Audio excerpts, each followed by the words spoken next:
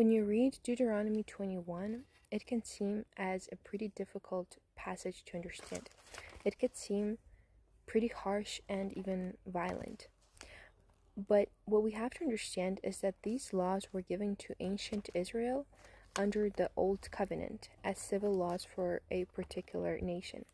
And I've seen a couple of people talk about how these chapters in the Bible that actually literally only have the civil laws for a particular nation make them lose their belief in God, make them think that Christianity is evil, that Christ is evil. But there's always context that is given to us and that we need to look into before we make such claims. So Deuteronomy 21 is actually not the final revelation of God's will. Jesus Christ fulfills and perfects the law in Matthew 5 verse 17. It says, "Do not think that I came to destroy the law or the prophets. I did not come to destroy but to fulfill."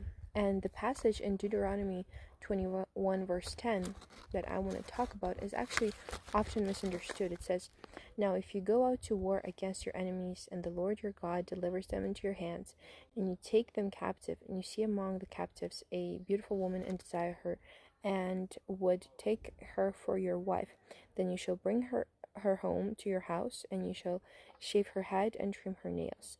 And you shall take the clothes of her captivity from her, and she shall remain in your house, and mourn her father and mother a full month. After that you may go in to her and dwell with her, and she shall be your wife." So what we have to understand here is that in the ancient world, victorious armies, they commonly abused female captives, and God restricts that practice. It was not God's. This was also not God's ideal for marriage, but the law actually limits cruelty in a fallen world. And actually, Jesus explains the principle in Matthew 19 verse 8. It says, "Because of the hardness of your hearts, Moses permitted you, but from the beginning it was not so." So God was actually gradually leading humanity toward his perfect will. And now there's another passage about that a father could not deny the inheritance of the true firstborn simply because he loved another woman more. And this basically God condemns favoritism and injustice, and he doesn't want to show partiality.